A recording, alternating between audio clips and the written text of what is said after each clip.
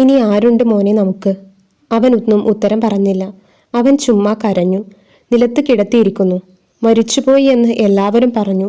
കൊച്ചുഗോവിന്ദനെ തലയ്ക്കൽ പിടിച്ചിരുത്തി. മറ്റു പിള്ളേരും ഇരുന്ന് നാമം ചൊല്ലി. താനും ഇരുന്ന് നാമം ചൊല്ലിയത് ശിവരാമപിള്ള ഓർക്കുന്നു. എത്ര കൊല്ലങ്ങൾക്ക് മുമ്പാണത്? കഴിഞ്ഞ കണ്ണിമാങ്ങ കാലത്ത് നടന്ന ഒരു കാര്യം വ്യക്തമായി ഓർമ്മയിൽ തെളിഞ്ഞു. കണ്ണിമാങ്ങ പെറുക്കി പിള്ളേർ നടക്കുകയായിരുന്നു. കൊച്ചുഗോവിന്ദന്റെ വീട്ടിന്റെ തെക്കുവശത്തു പരന്നു പന്തലിച്ചു വളർന്ന ഒരു മാവുണ്ട്. കുലകുലയായി കണ്ണിമാങ്ങയും പിടിച്ചിട്ടുണ്ട്. പിള്ളേർക്ക് എത്തിപ്പറിക്കാം. പിള്ളേർ വരുന്നത് കണ്ട കൊച്ചുഗോവിന്ദന്റെ അച്ഛൻ മാഞ്ചുവട്ടിലെത്തി. ഓരോ ചെറുക്കനും ഓരോ കുല മാങ്ങ പറിച്ചു കൊടുത്തു. അപ്പോൾ കൊച്ചുഗോവിന്ദന്റെ അമ്മ അവിടെ വന്നു. അവർ എന്തൊക്കെയോ പറഞ്ഞു. പിള്ളേർക്ക് അങ്ങനെ മാങ്ങ കൊടുക്കുന്നത് അവർക്ക് ഇഷ്ടപ്പെട്ടില്ല.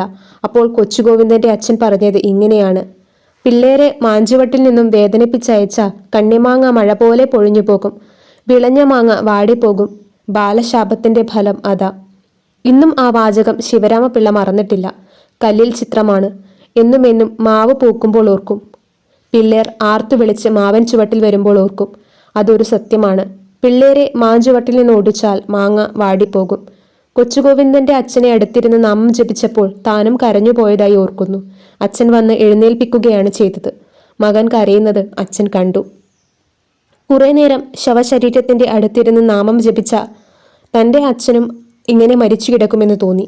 അപ്പോൾ കരച്ചിൽ വന്നതാണ്. പിന്നെ എന്നെന്നും പേടിപ്പിച്ചുകൊണ്ടിരുന്ന ചിന്തയാണ് അച്ഛന്റെ മരണം. യൗവനത്തിലും അത് എല്ലാ നിമിഷത്തെയും അസ്വസ്ഥമാക്കിക്കൊണ്ടിരുന്നു, വേട്ടയാടിക്കൊണ്ടിരുന്നു. ഏതാനും ദിവസങ്ങൾ കഴിഞ്ഞ് കൊച്ചുഗോവിന്ദൻ അമ്പലമുറ്റത്ത് കളിക്കാൻ വന്നപ്പോൾ ചോദിച്ചു: മരണം എന്നു വച്ചാൽ എന്തോന്നറിയാമോ? ആർക്കും അറിഞ്ഞുകൂടായിരുന്നു എന്ന് തോന്നുന്നു. അതോ പറയാൻ അറിഞ്ഞുകൂടായികയായിരുന്നു? എന്തോ കൊച്ചുഗോവിന്ദൻ പറഞ്ഞു. കുളിപ്പിച്ച് മൂടിക്കെട്ടി മണ്ണിനടിയിൽ കുഴിച്ചിടുകയാ. എങ്കിൽ പിന്നെ അമ്മ? ഇപ്പോൾ മരിച്ചു കിടക്കുന്ന രാഘവൻ കൊച്ചുഗോവിന്ദന്റെ വീട്ടിൽ അധിക നേരം തങ്ങിയില്ല. അവിടെയും ഇവിടെയുമെല്ലാം എത്തി നോക്കി നിന്നു. മറ്റു പിള്ളേരുടെ കൂടെ നാമം ജപിക്കാൻ ഇരുന്നതുമില്ല. കുറച്ചു കഴിഞ്ഞപ്പോൾ അവനെ അവിടെയെങ്ങും കാണാനില്ലായിരുന്നു.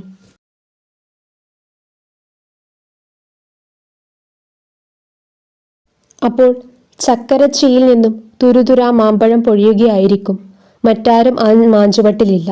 10-60 സംവത്സരങ്ങൾക്കു ശേഷം ഓർത്തു നോക്കിയപ്പോൾ ഒരു സംശയം. അകന്നുനിന്ന് രാഘവൻ കൈകൊട്ടി വിളിച്ചു എന്ന്. കൊച്ചുഗോവിന്ദന്റെ അച്ഛന്റെ അടുത്തിരുന്ന് രാമനാമം ചൊല്ലുകയായിരുന്നു. ഒരു കൂട നിറയെ ചക്കരച്ചിയിലെ മാമ്പഴം രാഘവൻ തനിക്ക് തന്നു. അത് ഓർമ്മയുണ്ട്. തനിക്ക് മാത്രമല്ല, എല്ലാ പിള്ളേർക്കും തരാൻ തരം പോലെ കൊടുത്തു. മരണത്തെക്കുറിച്ചുള്ള ആദ്യ അറിവായിരുന്നു അത്. മണ്ണിനടിയിൽ കുഴിച്ചിടുക, പിന്നെ എഴുന്നേറ്റ് വരാനൊക്കത്തില്ല, ആളിനെ കാണാൻ പറ്റുകയില്ല. അങ്ങനെയിരിക്കെ കൊച്ചൗദയുടെ അമ്മ മരിച്ചു. കൊച്ചൗദയുടെ അമ്മയെ പെട്ടിയിലാക്കി പള്ളിയിലേക്ക് കൊണ്ടുപോവുകയായിരുന്നു. പള്ളി ദൂരെയായിരുന്നു. വള്ളത്തിലാണ് കൊണ്ടുപോയത്. അവിടെയും കുഴിച്ചിടുകയാണ് ചെയ്തത്. കൊച്ചൗദ പറയുന്നത് മരണമെന്നാൽ സ്വർഗത്തിൽ പോകാനായിട്ട് പള്ളി സെമിത്തേരിയിൽ കുഴിച്ചിടുക എന്നാണ്. ഏതായാലും കൊച്ചൗദക്ക് ഇനി അമ്മയെ കാണാൻ ഒക്കുകയില്ല. അമ്മ കൊച്ചൗദക്ക് കഞ്ഞി വിളമ്പി കൊടുക്കുകയില്ല. കൊച്ചൗദക്ക് അമ്മയില്ലാതായി. എങ്ങനെ അമ്മയില്ലാതെ കൊച്ചൗദ കഴിയും? കൊച്ചുഗോവിന്ദൻ അച്ഛനില്ലാതെ കഴിയുന്നു. അവനിപ്പോൾ കുടുകുടുംവിനും കിളിമാസിനും ഒന്നും വരാറില്ല. വന്നാൽ തന്നെയും കളിക്ക് കൂടാറില്ല. കുട്ടിയും കോലിനും കൊച്ചൗദ മിടുക്കനായിരുന്നു. വല്ലപ്പോഴുമൊക്കെ അവൻ കളിക്കൂടും. പക്ഷേ പെട്ടെന്ന് കളി നിർത്തി മാറിയിരിക്കും. കൊച്ചൗദക്ക് വിശക്കുന്നു. അന്ന് കഞ്ഞി കുടിച്ചില്ല. കഞ്ഞി കൊടുക്കാൻ കൊച്ചൗദയുടെ അമ്മയില്ല. എന്ത് വ്യക്തതയോടെയാണ് ആ കാലം ഇന്ന് ഓർമ്മയിൽ പ്രത്യക്ഷപ്പെടുന്നത്. പിള്ളേർ ഇപ്പോൾ ഒത്തുകൂടാറില്ല. പൊതുകുളങ്ങളിലെ വെള്ളം തെളിഞ്ഞു കിടക്കുന്നു. വീട് വിട്ടു പോകാൻ ഒരു ഉത്സാഹമില്ല. രാഘവൻ വീട്ടിൽ വരും, വിളിക്കും. ഞാൻ വരുന്നില്ല എന്ന് പറയും.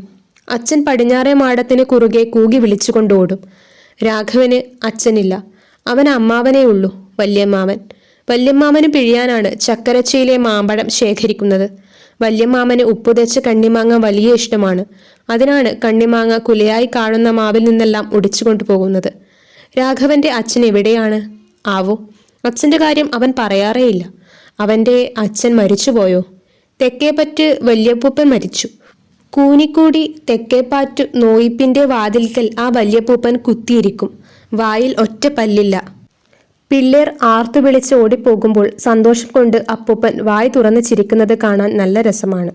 അപ്പൂപ്പനാണ് നാട്ടിൽ ഏറ്റവും പ്രായം കൂടിയ മനുഷ്യനെന്ന് അച്ഛനും അമ്മയും പറയുന്നു. അപ്പൂപ്പനെ പൊതിഞ്ഞു കെട്ടി വിറകിന് മുകളിൽ വച്ച് പിന്നെയും വിറകടുക്കി തീ വയ്ക്കുകയായിരുന്നു. അപ്പൂപ്പൻ ചാരമായി പോയി. ആ ചാരം കണ്ടു.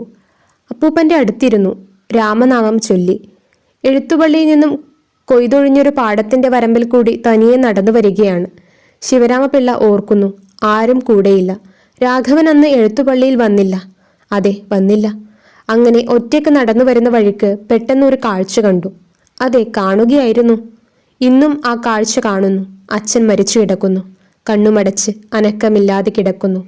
രാമനാമം ചൊല്ലിപ്പോയി. ഇനി അച്ഛ എന്ന് വിളിക്കേണ്ട. വിളിച്ചാൽ വിളി കേൾക്കുകയില്ല. അച്ഛൻ മിണ്ടുകയില്ല, അനങ്ങുകയില്ല. എല്ലാവരും കൂടി കുളിപ്പിച്ചു, മൂടിക്കെട്ടി. കുഴിച്ചിടുമോ ചുടുമോ?